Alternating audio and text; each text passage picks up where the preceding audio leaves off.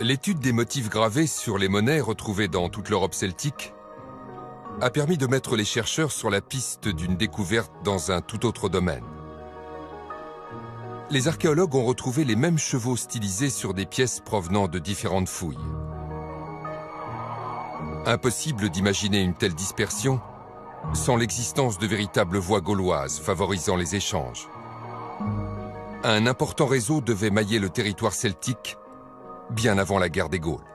On attribue souvent aux Romains l'aménagement du réseau routier en Gaule, du réseau viaire, et ce n'est que partiellement vrai. Il existait déjà en Gaule, comme nous le disent les textes antiques, des voies, mais des voies qui étaient plus à l'échelle locale, à l'échelle des 60 cités qui composaient la Gaule de cette époque, qu'on pourrait comparer grosso modo à notre réseau de voies communales départementales actuelles, alors que les Romains, eux, ont aménagé l'équivalent de nos routes nationales ou de nos autoroutes, qui étaient constituées non pas de grandes dalles de pierre qu'on trouve dans les centres-villes ou aux abords des villes, mais plutôt de recharges de pierre et de cailloutis qui étaient refaites régulièrement. Et les voies gauloises, celles que l'archéologie commence à les découvrir aujourd'hui, elles ont exactement la même configuration. Et de ce point de vue-là, la différence entre nos voies gauloises et les voies romaines ne saute pas forcément aux yeux.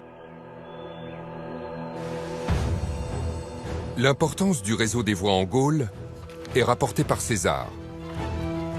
Partout où il passe, il trouve des routes et progresse bien plus vite qu'ailleurs. Parti de Sens, une armée de plusieurs milliers d'hommes gagne Orléans en 4 jours pour planter son camp et incendier la ville. Pour atteindre la Gaule belgique, César met à peine 15 jours depuis le sud des Alpes.